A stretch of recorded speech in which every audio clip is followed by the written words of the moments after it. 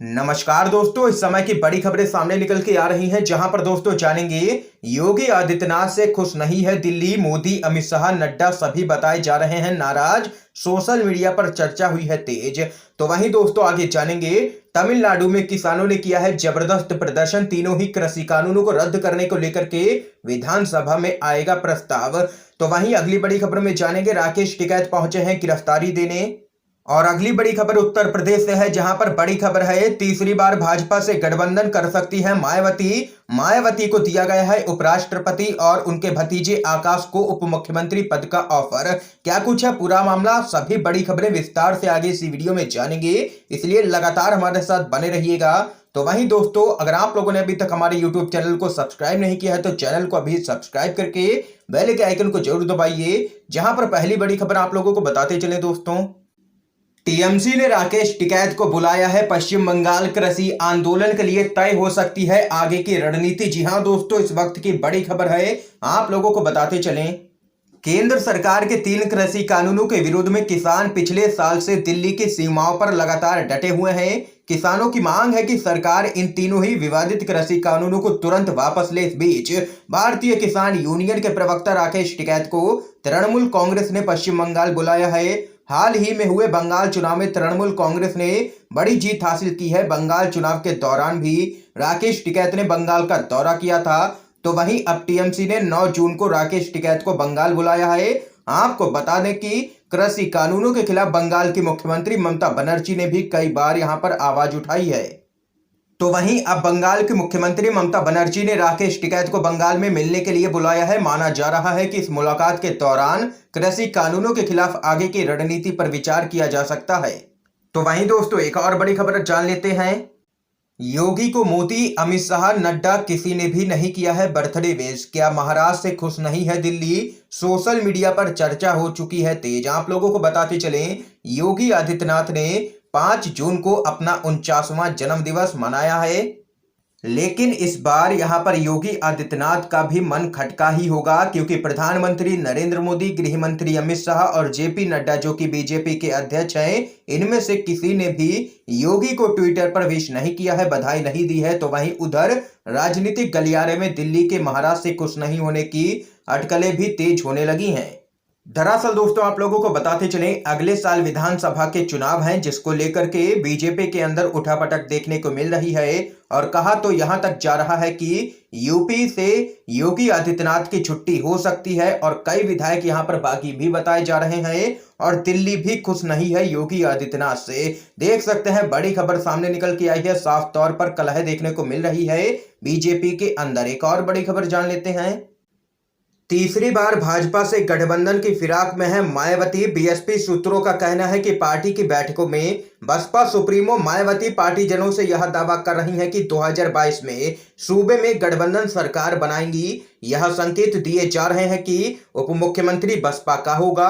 बसपा के एक वरिष्ठ नेता का कहना है कि मायावती बीजेपी के चंगुल में है। इस वजह से चाहे अनचाहे केंद्र और प्रदेश सरकार की तारीफ और आलोचनाएं करती रहती हैं। इससे बीएसपी और बीजेपी के बीच राजनीतिक खिचड़ी पकने के संकेत मिल रहे हैं। तो वहीं अब बीएसपी को बीजेपी के शीर्ष नेतृत्व से यह ऑफर मिला है कि 2022 में यूपी विधानसभा चुनाव में बीएसपी गठबंधन करके चुनाव लड़ा जाए।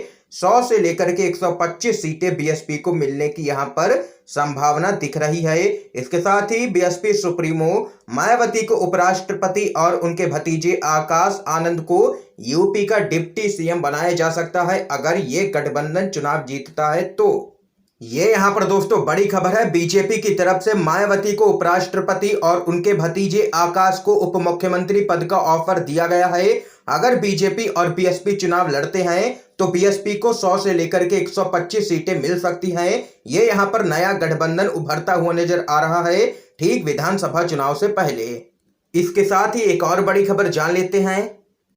जेजेपी के विधायक और किसानों के विवाद ने पकड़ा है तूल, थाने तक निकाला गया है मार्च। राकेश टिकैत बोले, अरेस्ट करने का इतना ही शौक है तो हमें करके दिखाओ। आप लोगों को बताते चलें, फतेहाबाद में जेजेपी के स्थानीय विधायक देवेंद्र बबली के साथ किसानों का विवाद बढ़ता ही जा रहा है।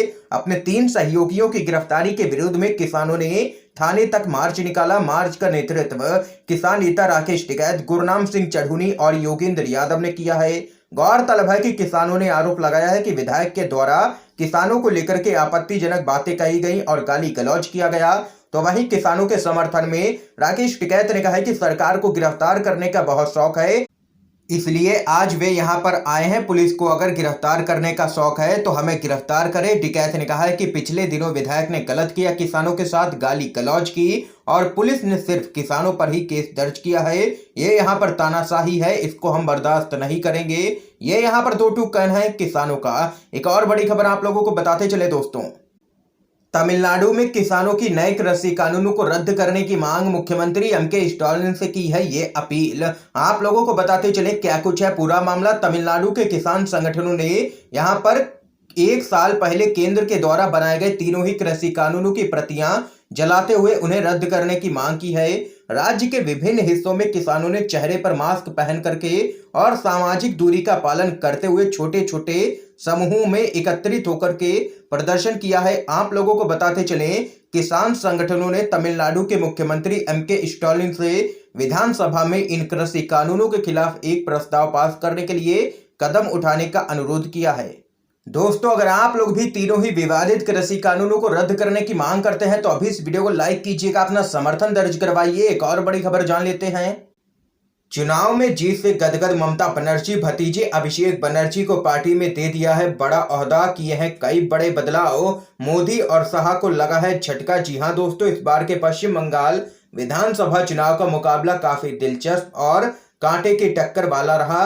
बीजेपी का सुपड़ा ममता बनर्जी की पार्टी टीएमसी ने साफ कर दिया। तो वहीं अब आप लोगों को बताते चले, पार्टी सुप्रीमो और मुख्यमंत्री ममता बनर्जी ने अपने भतीजे अभिषेक बनर्जी को प्रमोट कर दिया है। अभिषेक बनर्जी को मिले प्रमोशन के बाद उनका कद अब और भी बढ़ गया है, उन्हें पार्टी के महासचिव बना दिया गया है। अभिषेक बनर्जी की तृणमूल यूथ कांग्रेस की जिम्मेदारी पार्टी के नेता और एक्टर सायोनी घोष को दे दी गई है। इस बात की घोषणा मुख्यमंत्री ममता बनर्जी ने कर दी है। तो वहीं एक और बड़ी खबर जान लेते हैं।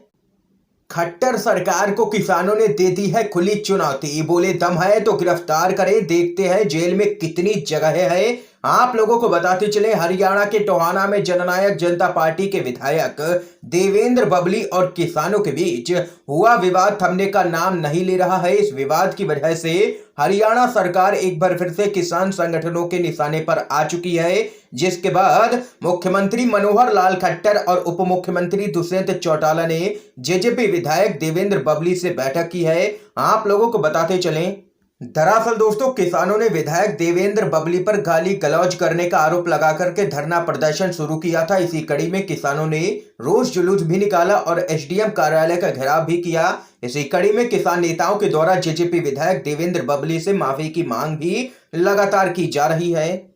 भारतीय किसान यूनियन के नेता गुरनाम सिंह चढ़ूनी ने ऐलान किया है कि अगर आज किसानों से माफी नहीं मांगी गई तो कल यानी कि 7 जून को जेलों का सभी पुलिस थानों का घेराव भी किया जाएगा।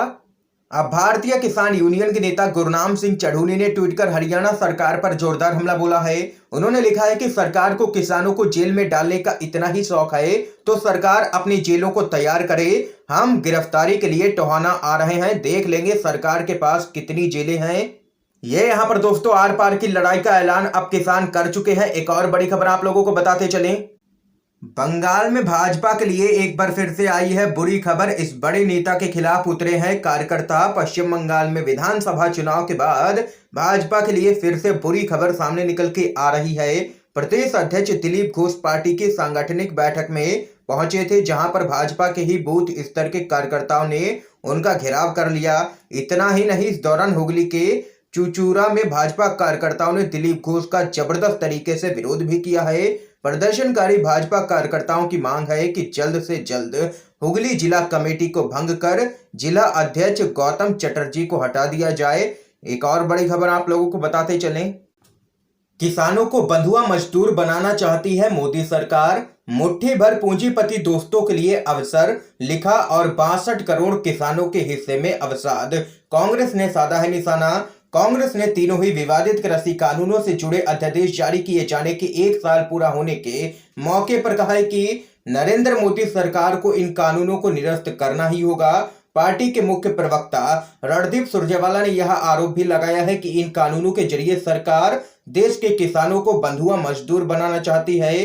सुरजेवाला ने एक बयान में कहा, मोदी सरकार 3 काले कृषि कानून आज ही के दिन यानी कि 5 जून 2020 को लेकर के आई थी। मोदी जी ने कहा था कि महामारी की आपदा के समय वे इन काले कानून से अन्नदाता के लिए अवसर लिख रहे हैं। सही मायने में उन्होंने 25 लाख करोड़ सालाना के कृषि उत्पादों के व्यापार को अपने मुट्ठी भर पूंजीपति दोस्तों के लिए अवसर लिखा और 62 करोड़ किसानों के हिस्से में उन्होंने अवसाद लिख दिया। उन्होंने दावा किया कि मोदी सरकार अनुबंध पर खेती के अनैतिक प्रावधानों के माध्यम से अन्नदाता भाइयों को चंद पूंजीपतियों का बंधुआ मजदूर बनाना चाहती है।